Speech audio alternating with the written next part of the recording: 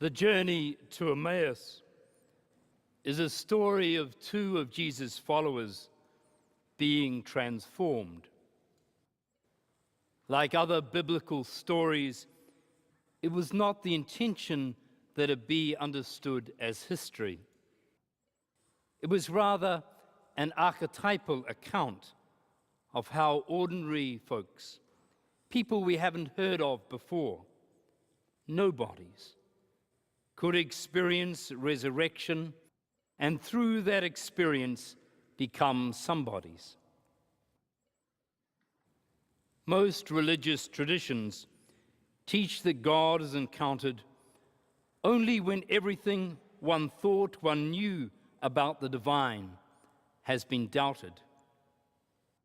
This is why idolatry is such a heinous crime in monotheism.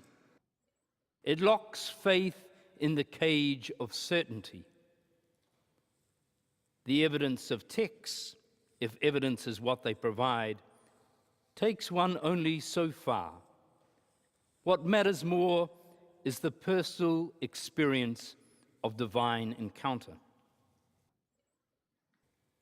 The deus ex machina, the plot device, in this Emmaus tale is a materializing and a dematerializing risen Christ, who is unrecognizable until the end. But the focus is not on this elusive being, but on the transformation of the two travelers. The story suggests that we too can experience such transformation. The fable begins with the two followers out on the road, walking away from Jerusalem, concerned, nay, traumatized by the crucifixion of their spiritual mentor, Jesus. Like us, when faced with a crisis, they're out, walking their grief and confusion, somewhere, anywhere, away. They're not in a synagogue or a temple or a church, nor are they with a priest or counselor or leader. They are simply together, two nobodies going nowhere, physically moving while trying to process and make sense of what's happened. This way of dealing with trauma is happening on a beach or park near you today.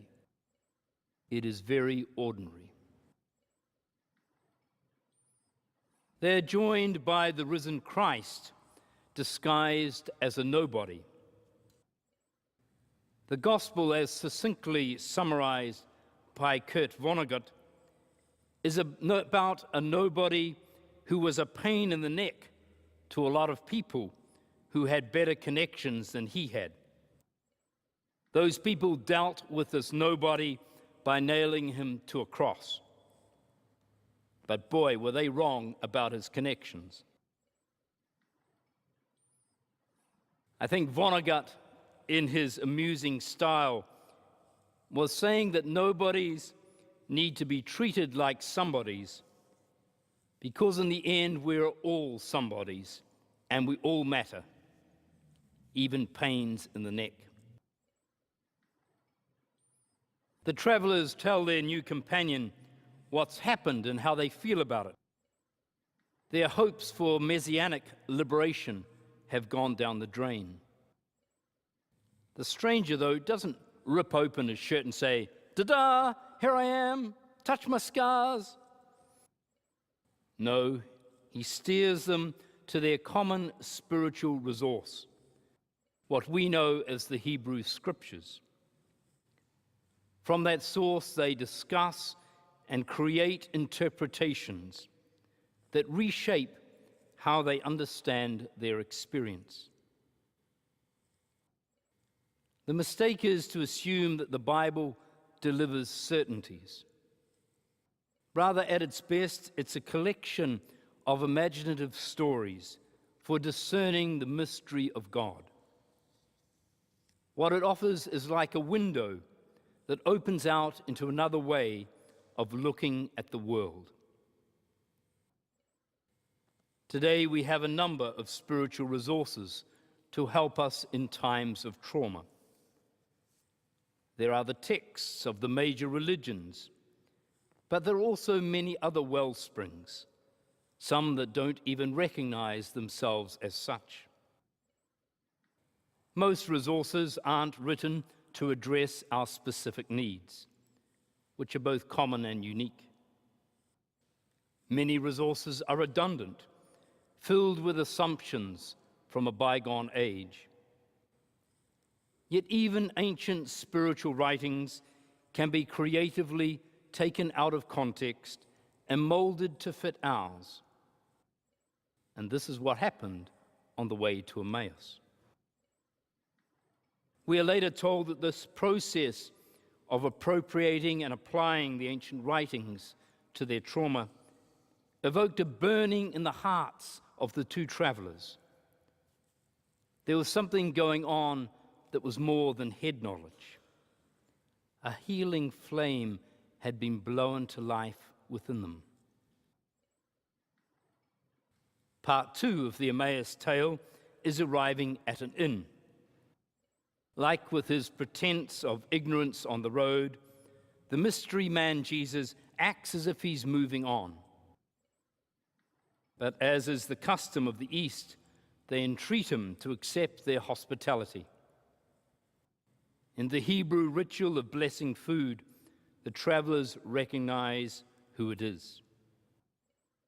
At which point, the author kicks the deus ex machina into life once more, and the stranger come risen one is gone. Poof. Never underestimate hospitality, sharing food, grace, and gratitude. For through such things can flow the power of life-changing godness. This story, written some 40 years after the crucifixion, is saying that it was the experience of the early church that when they met to share hospitality and extend grace to each other, the transforming God was in their midst.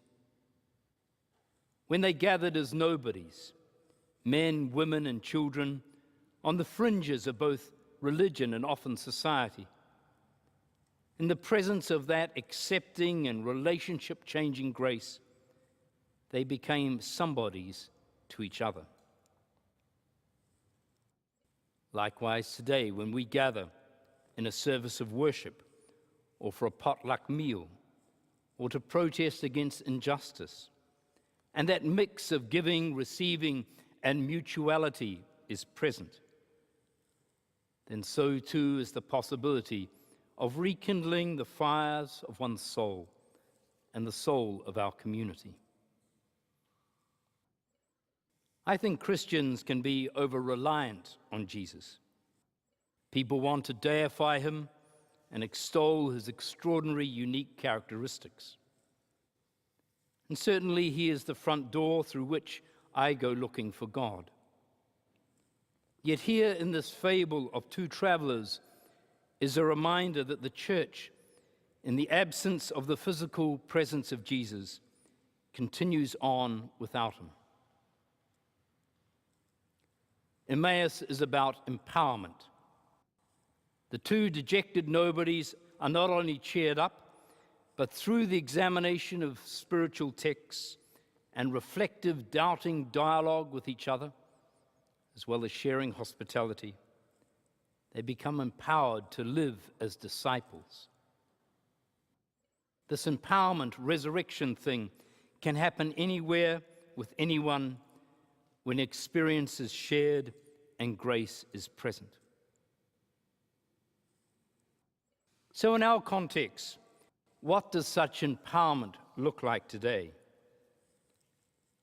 Will we dare to make a difference?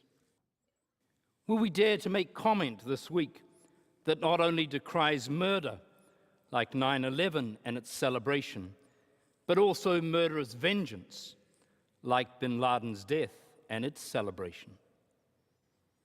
As our Archbishop said, quoting Martin Luther King, hate cannot drive out hate, Only love can do that. Justice is not served, it's undermined by imperial American vigilantism.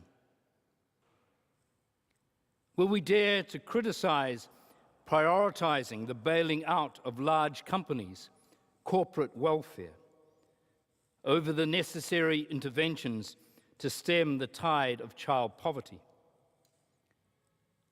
As the scripture says, where your treasure is, there your heart will be also. As a society, we treasure the powerful, not the powerless. In our enjoyment of the royal wedding, with its lovely hats, magnificent copes, fashionable frocks, young love, and antiquated liturgy, let us remember that if His Royal Highness Prince William was gay and in love, none of this would be possible in an Anglican church in England, let alone presided over by a C of E cleric. Such a scenario is deeply and offensively unjust. Will we dare to question why New Zealand has one of the highest rates of imprisonment in the developed world? Our prisons are populated by large numbers of young men and women who are mentally ill, addicted to some drug, and have limited life, education, and work skills. We invest in building retributive cages to contain nobodies, rather than building restorative communities to rehabilitate somebodies. Will we dare to doubt the spin of the powerful and privileged? Jesus was a nobody who, after his death, was made by his community into a special somebody. Yet his life story is that of a nobody who sought to treat everybody as a somebody. He dared to make a difference. At heart, we are nobodies made somebodies, who are commissioned to strive to make a world where every nobody is a somebody. Will we dare to make a difference?